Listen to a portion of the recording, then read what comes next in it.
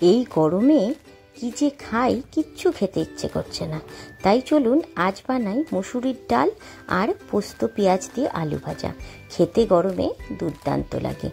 ডাল আলু ভাজা আর সাথে যদি একটু লেবু হয়, ব্যাস আর কি লাগে। তাই ডালটাকে ভালো করে একটু ধুয়ে নিয়ে বেশ কিছুক্ষণ ভিজিয়ে রেখে দিলাম।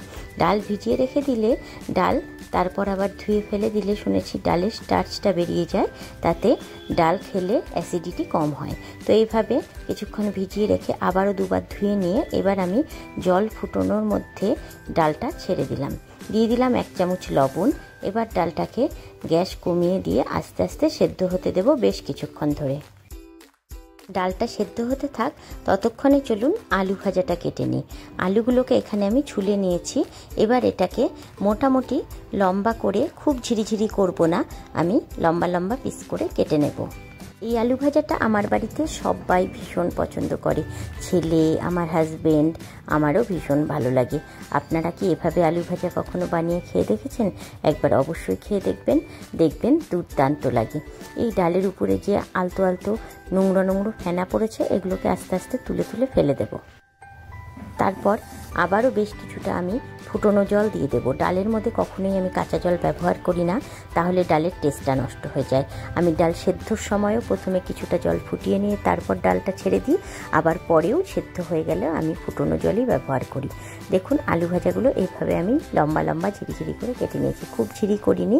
এবার এটাকেও আবার জলে বেশ কিছুক্ষণ ভিজিয়ে রেখে 2-3 বার ধুয়ে নেব। ছোট ছোট টিপস ফলো করে আপনারা যদি ডাল করেন, দেখবেন ডালের টেস্ট অনেক বেড়ে যায়। ডাল আমরা সবাই করতে পারি কম বেশি, কিন্তু ডালটা কে কীভাবে করে সেটাই হচ্ছে ব্যাপার। আমি ডালটা ঠিক এভাবেই রান্না করি। এখানে আলু ভাজার জন্য পেঁয়াজ কেটে নিচ্ছি আর ডাল ফোড়ন দেওয়ার জন্য পেঁয়াজ কেটে নিচ্ছি, দুটো একসাথেই কেটে নিচ্ছি। সাথে অল্প একটু 1/2 ইঞ্চির মতন আদা কুচিয়ে নিয়েছি আর কয়েকটা কাঁচা লঙ্কা ফাটিয়ে নিয়েছি। আদা একদম ঝিরি করে কুচিয়ে নিয়েছি একটুখানি ডালে ফোড়ন দেবো বলে। এটা না দিলেও হয়, কিন্তু আমার দিলে বেশ ভালোই লাগে, তাই আমি মাঝে মধ্যেই দিই। ডালটা 2-4 মিনিট ঢাকনা দিয়ে একটু ঢেকে রেখেছিলাম। গ্যাসের আঁচ একদম কমিয়ে দিয়ে, তাতে ডালটা খুব সুন্দর সেদ্ধ হয়ে গেছে। এবার যতটা জল লাগবে, মানে যতটা আমি পাতলা করব মনে করব, ততটা ফুটনো জল মিশিয়ে এটাকে আরেকটু ফুটিয়ে নেব। আলু ভাজা কমন একটা নাম, কিন্তু এই আলু ভাজাটা এক একজন এক এক রকম প্রসেসে বানায়। অনেক রকম আলু ভাজা হয়। আপনারা এই রকম আলু ভাজা কেউ যদি খেয়ে থাকেন বা না খেয়ে থাকেন, সেটাও আমাকে কমেন্ট বক্সে জানাবেন। যাই হোক, ডালটা ফুটে যাওয়ার পর আমি এর মধ্যে আরেকটু লবণ আর একটু হলুদ অ্যাড করলাম। যতটা যে লবণ খায় সেই বুঝে লবণটা অ্যাড করলে হবে। ভালো করে তারপর ফুটিয়ে নেবার পর আমি এর মধ্যে কড়াইয়ে একটু তেল গরম করে তার মধ্যে কালো জিরে, জিরে আর শুকনো লঙ্কা ফোড়ন দিয়ে দিলাম। ফোড়নটাকে বেশ কিছুক্ষণ নেড়ে চেড়ে একটু ভালো করে ভাজা ভাজা করে নেব, যাতে ফোড়নটা থেকে খুব সুন্দর একটা সেন্ট বের হয়। গ্যাসের আঁচটা কমিয়ে রেখে ফোড়নটা ভাজবো, যাতে ফোড়নটা পুড়ে না যায়। এবার আদা কুচিটা দিয়ে দিলাম, তারপর দিয়ে দিলাম এখানে ছোট ছোট সাইজের 2টো পেঁয়াজ কুচি, আর দিয়ে দিলাম 3টে কাঁচা লঙ্কা ফাটিয়ে নিয়েছি সেটা। এবার সবগুলোকে খুব সুন্দরভাবে নেড়ে চেড়ে গ্যাসের আঁচ কমিয়ে রেখেই একটু ঢাকনা দিয়ে ঢেকে জাস্ট 1 মিনিটের মতন একটু পেঁয়াজটাকে নরম হতে দেবো। ফোড়নের জন্য পেঁয়াজটা এমনভাবে ভাজতে হবে, পেঁয়াজটা খুব সুন্দর ব্রাউন কালারও আসবে, আবার একদম পুড়েও যাবে না। ঠিক এরকম ভাজা হলেই পেঁয়াজটা কিন্তু বেশি ভালো লাগে ডালের মধ্যে খেতে। দেখুন একটু হালকা নরম হয়ে গেছে। এবার ঢাকনাটা খুলে নিয়ে আমি বেশ কিছুক্ষণ নেড়ে চেড়ে এটাকে হালকা ব্রাউন কালার করে ভেজে নেব। আপনারা মুসুরির ডালে কী কী ফোড়ন দেন এবং কেমনভাবে দেন সেটাও আমাকে কমেন্ট বক্সে জানাবেন। আপনাদের থেকেও আমি অনেক কিছু শিখতে পারি এবং আপনাদের মতন করেও আমি রান্না করে খেয়ে টেস্ট করে দেখতে পারি যে কেমন লাগে। তবে আপনারাও এভাবে একবার করে দেখবেন, আশা করি নিশ্চয়ই ডালটা খেতে অনেক বেশি সুস্বাদু লাগবে আপনাদেরকে। আর ভালো লাগলে অবশ্যই আমাকে কমেন্ট বক্সে জানাবেন। এবার ডালটাকে ঢেলে নিয়ে চলুন আমরা আলু ভাজাটাকে রেডি করে নিই। পোস্ত পেঁয়াজ দিয়ে আলু ভাজাটা আমার শাশুড়ি মার কাছ থেকে শেখা আমার বিয়ের পরে। আমরা আলু ভাজা অনেক রকমভাবে খাই, কিন্তু এইভাবে পোস্ত পেঁয়াজ দিয়ে আলু ভাজাটা শাশুড়ির কাছে শেখার পর আমি দেখি দুর্দান্ত লাগে খেতে, এটা গরমের দিনে বিশেষ করে। আপনারা কি জানেন, এই পোস্ত পেঁয়াজ আলু ভাজাটা পান্তা ভাতের সাথেও কিন্তু অসাধারণ লাগে। গরমের দিনে পান্তা ভাত দিয়ে এই আলু ভাজাটা ব্যাপক লাগে খেতে।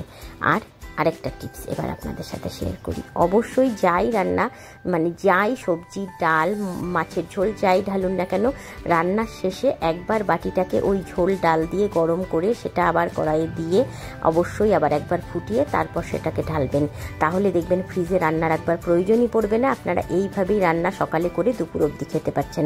আমি কিন্তু কোনোদিনও রান্না ফ্রিজে ঢুকাই না, এভাবেই রেখে দিই এবং আমার রান্না কোনোদিনও নষ্টও হয় না। এভাবেই এত গরমেও আমাদের রান্না ভালো থাকে। এবার কড়াইয়ে আবার বেশ কিছুটা তেল দিয়ে দিলাম। চলুন এবার আলু ভাজাটা তৈরি করি। আলু ভাজাটার জন্য প্রথমে দুটো শুকনো লঙ্কাকে একটু ঝিরি করে টুকরো করে আমি এর মধ্যে দিয়ে দিলাম।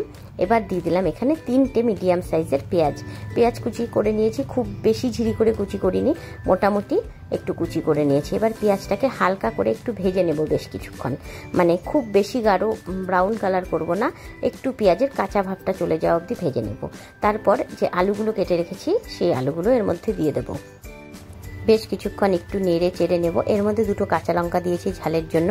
আপনারা যদি ঝাল একদম না খান আলু ভাজাতে তাহলে না দিলেও হবে, তবে আমার মতে দুটো কাঁচা লঙ্কা দিলে বেশ ভালোই লাগে খেতে। একটুখানি সামান্য হলুদ আর পরিমাণ মতন নুন দিয়ে দিলাম। এবার আবারও একটু নেড়ে চেড়ে নিচ্ছি, সব আলু ভাজার সাথে হলুদ লবণটা যাতে ভালো করে মিশে যায় তার জন্যে। এবার এটাকে ঢাকনা দিয়ে ঢেকে আমি কিন্তু মিনিট 3-4 রেখে দেব। মাঝখানে 1-2 বার খুলে একটু উল্টে দেব, তাতে আলুটা খুব সুন্দর নরম হয়ে যাবে এবং পেঁয়াজটাও খুব সুন্দরভাবে নরম হয়ে যাবে।